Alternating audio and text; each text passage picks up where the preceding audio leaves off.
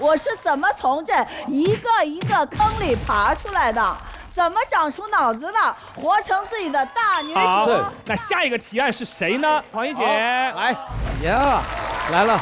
最期待的提案，我发现，哇，大女主是踩坑踩出来的。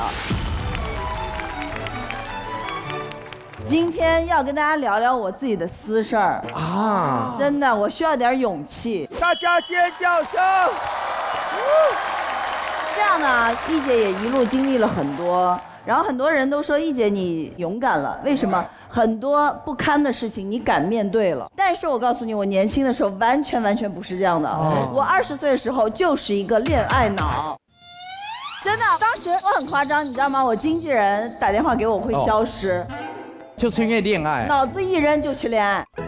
爱一个人并不可怕，爱上一个人的缺点，那才叫要命。恰恰我就是好像就是这类人。你看别人打开百度百科，大家都有代表作，当然我也有了。但是你知道吗？很刺眼的那个关系栏里边就有钱某某。OK。我在想前2年要是再见爱人找我的话，我都不知道带谁去。所以今天这个提案就是来跟姐妹们分享的，我是怎么从这一个一个坑里爬出来的，怎么长出脑子的，活成自己的大女主。我小时候呢是跟爷爷奶奶长大的，然后我奶奶是那种保护我保护得非常好，然后管也管得很严。同学来我家，我奶奶就会拿张纸拿个笔。你是他的谁呀？把你们家的地址、姓名、爸爸妈妈做什么工作的、联系方式都给我写下来，查户口。所以我奶奶的严厉是我从小就没有朋友，因为别人提到我奶奶都不敢来我家。不来了。但是，一到大学了嘛，那就是一个恋爱的季节。没人管了，是不是？不是没人管，那很自然嘛。你大学还没恋爱吗？恋爱，我不恋，我虽然不太聊那个感情。你大学就恋爱了。请看热搜，接不住了。然后当时情窦初开，其实也情窦初开，也抑制不住了，就谈了一个男朋友。每天呢，放学送我回家。那天特别不巧，他送到门口的时候，碰到奶奶了。我奶奶正好完了买菜，然后奶奶就眼睛一直盯着他。你是谁呀？完了，被逮上了。然后他大概一时慌乱，就说：“我是他老师。”等一下，你那个男朋友，你是不是年纪看就很大？就长得比较旧的那种，长得比较旧，要 old school。反正我奶奶那时候相信了，就非常客气，然后就把他带到了我们家的亭子间啊。一般我奶奶呢，就一般的朋友，她就倒杯水。特别一点的朋友冲一杯麦乳精，麦乳精当时高调啊。重要的朋友倒一杯雀巢咖啡加伴侣。哇！但是老师来的时候，他倒了一杯麦乳精，外加雀巢咖啡加伴侣。那就不得了了，因为老师嘛。对，然后奶奶就说你们要补习什么？你们上什么课啊？然后我在想，那个时候刚刚学表演都是一些无实物、动物模仿，你懂吗？表演，奶奶在旁边看着你们俩在那边动物表演。对呀，大猩猩捶胸，大象喷水在那喷，杨迪老师的戏。我的妈呀！奶奶觉得演得好不？你们当时？我不知道她演得好不好，但是我当时非常尴尬。但是我奶奶看挺开心的，她说：“老师常来啊，常来啊。”所以后面就熟了嘛，她没事就会借着帮我复习的名义，经常来我家。这戏越走就越深了。他们这个叫明修栈道，暗度陈仓啦呀！奶奶也加入了课程，奶奶也会了这个。对呀。没有哈。回来啊，反正接下来他就经常可以来我家了。你知道年轻人嘛，爱意就算捂住嘴巴，喜欢也会从肢体里跑出来的。肢体里跑出来。肢体跑出来。Loving you。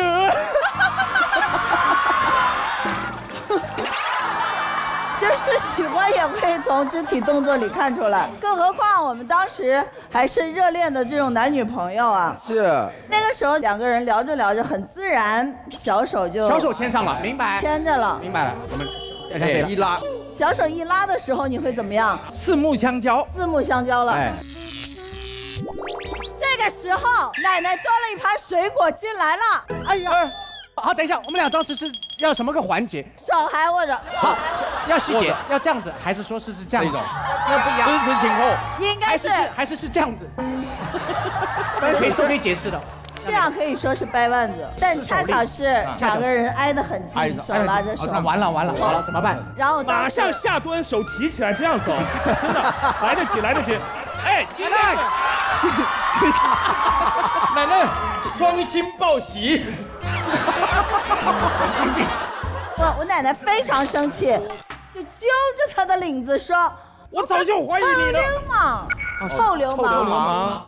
他说：“你作为一个老师，你怎么可以这么耍流氓？你是什么人啊？把我的孩子都带坏了。”哎呦！然后说：“走，跟我起裸趴。”跟我去派出所。真的要去派出所？就你们3个手拉手这样去的派出所，是这个意思吗？倒是没有3只手拉在一起。但是他却拉住了我奶奶的手啊！3个人是这个造型，是这样的吗？我们一起去派出所，转着去。手牵手，手牵手，我的朋友。他说：“奶奶，奶奶，其实我爱的是你。”奶奶有重要事情。要不让我说了？你说。我女儿都会说打断别人是非常不礼貌的事情。对不起。太大胆，还打断奶奶。都是你不好。我都忘了说啥了。他拉住你奶奶的手说：“他拉着我的奶奶，然后就说，不关我的事儿，是他教我做的。”指着我说：“怎么有这么坏的人？”他说：“是你孙女教我这么做的，我真的不关我的事儿，是他带我到你家里来的。”那这个事情就不行了。对，那没有担当，没有肩膀。所以当时在那一刻我就成长了。如果你的对象没有担当的话，那你就随时做好背锅。确实没担当。这是我的第一个坑。那个今天大概有几个坑？还习惯我们这样打断你吗 ？OK 吗？还是需要打断？还是你自己一个人讲？我自己一个人讲吗？好吧，来走。好。然后呢，我能打断一下吧？还是习惯打断的。要不还是我们打断你吧，好吧？那第二个坑。第二个坑其实你知道我为什么穿那么绿吗？哦。你们有没有被绿过？有。哎，宪哥好大声。有没有被自己的闺蜜绿过？我的天哪！你要这么讲，你绿到发亮了今天。明明是3个人的电影，我始终不能有姓名。完了。不过没有关系啊，大家有没有发现，在恋爱的过程当中，如果你被绿的话，它是会有很多征兆的。没错。就有一次我拍戏回来。然后我就发现我的男朋友怎么就变了呢？变了，怎么走路怪怪的？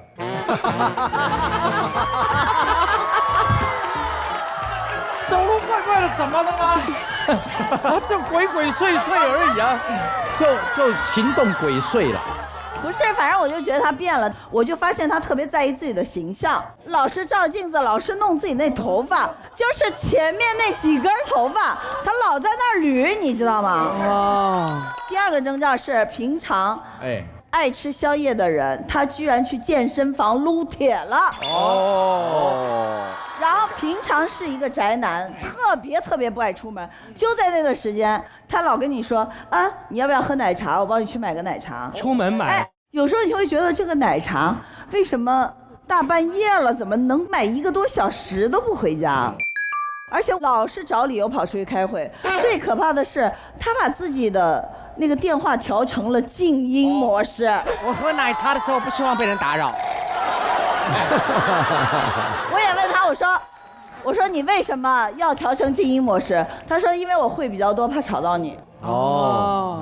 所以当时我还觉得，哎，你看我的男朋友变上进了，然后我当时还觉得挺高兴的，暗自窃喜。所以这件事情呢，我就放下了。可是我觉得后来他对我发生了变化。我们俩做兄弟吧。你说他又要开会又要健身，回家还要吃海参，然后还要吃海参，还要吃海参。但是他每天对我说的最多的3个字就是我好累呀。贾海生，你知道吗？你说能不能陪我去看个电影？哎呀，我好累啊！哦，你能不能去陪我逛街？我好累啊！海参都白吃了。对，然后你就觉得很奇怪，那你的激情都去哪儿了呢？你不是在撸铁吗？你不是在吃海参吗？你外面一条龙，为什么回家一条虫呢？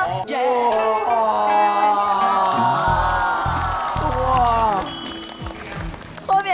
后面情人节，他也送我礼物啊，他送了我一朵金的玫瑰花。当时我怕他乱花钱，我就无意当中就翻他包，想看看多少钱，然后就看到了那个玫瑰花的发票。然后我打开一看，玫瑰花有2支，2朵。14号他不是跟我过的吗？为什么买2朵？他只给我1朵。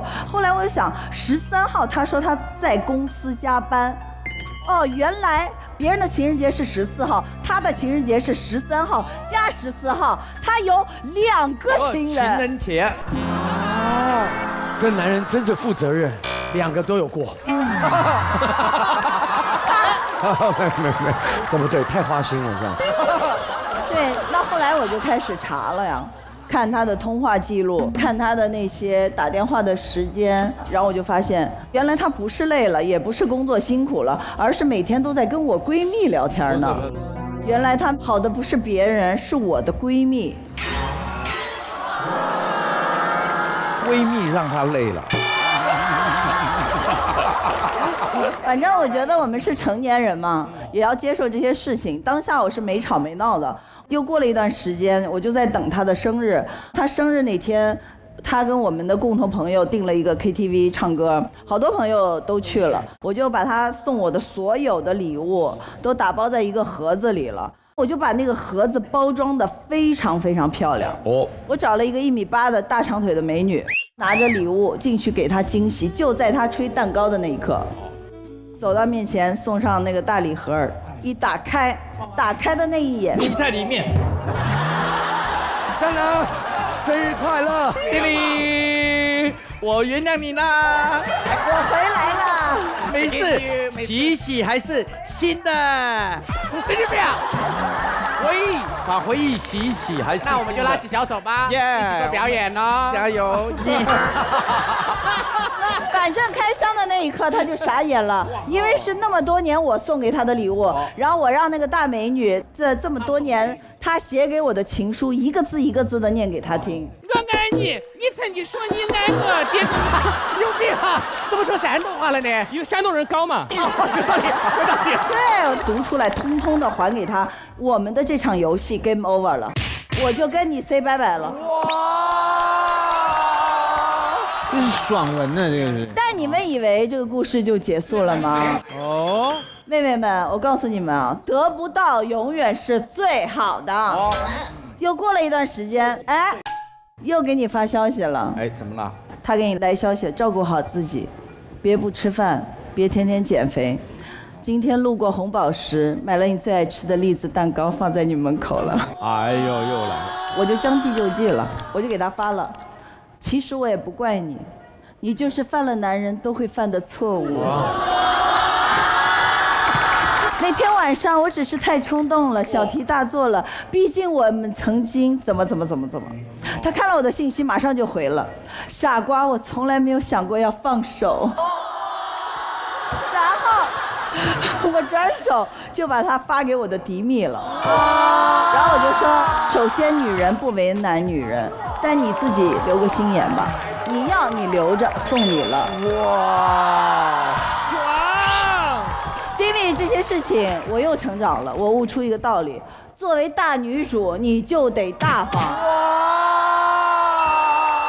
好精彩这个故事。其实今天说的那么多都是我自己的一个亲身经历啊。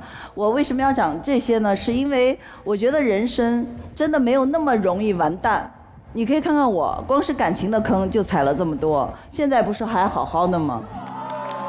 我记得我人生低谷的时候，我妈妈送给我的一句话，我想送给所有的女生们，就是不是你不够好，是他这一碗瓢盛不住你这滔滔江水。所以姐妹们，踩坑不可怕，别在坑里躺下就行。哎呀，哇，谢谢。哇，这个好厉害，这个故事，我想给个垫子，太棒了。送你个垫子，必须送你个垫子，谢谢。说的太好了。哎，这个男生女生啊，他可以在一起，它是一种缘分，但是分手啊，却是需要艺术的。我自己觉得最骄傲的一点，我可以分享一下啊，分享一下，绝对没有炫耀的意思。那一定有炫耀的意思。好，那你听听看，你这一辈子有没有遇到过一个这样的男生？胀的男生，这样的男生，我跟你讲哈，凌晨3点45分3点45分，电话突然响了，前女友分手了1年多了，我也知道跟一个某人在一起，这样也是艺能界，然后哇，整个精神都起来，喂，顾错圣经，然后对方传来啜泣的声音，你怎么了吗？你怎么了吗？他只讲了一句话，他说：“你以前怎么可以对我那么好？”然后就挂了电话了。我人就坐在那边，然后就觉得能够爱一个人，我们就真心诚意的去爱他，全心全意的。有一天纵使分手了，也不要太过在意这些，就跟奥林匹克比赛一样 ，Olympic Game 一样 ，Enjoy the game。如果爱情是因为没有结果嘛，它也可能是一场游戏嘛，没错啊你就 Enjoy the game。没有，我觉得现在黄奕讲起来，当然他是用一个非常坚强的语气，但我觉得在当下绝对是有伤害的，肯定的但可能经过时间的疗愈，他慢慢觉得也比较看透，比较看开。但希望他一定能够在爱情里面不要再踩到坑，能够走到一个非常棒的绿草地上面。绿草地，我为什么还要跟绿有关？走上花路，花路。刚刚讲到那个环节，其实有很多事情，我们大家都讲了一个很重要的话题，就是原谅。也不瞒大家讲，其实呢，就是黄奕刚刚讲的那个人，我也知道是谁。那个人曾经在网上攻击过我。哎呦，这好不好笑？但是我跟那个人认不认识，其实黄奕很清楚。逢年过节发一个消息了不起，更别说跟他出去玩了。所以呢，他最后有污蔑我，就是他想蹭热度嘛，想过来说想聊笑。他看你不理他，他又要弄你。可是你知道吗？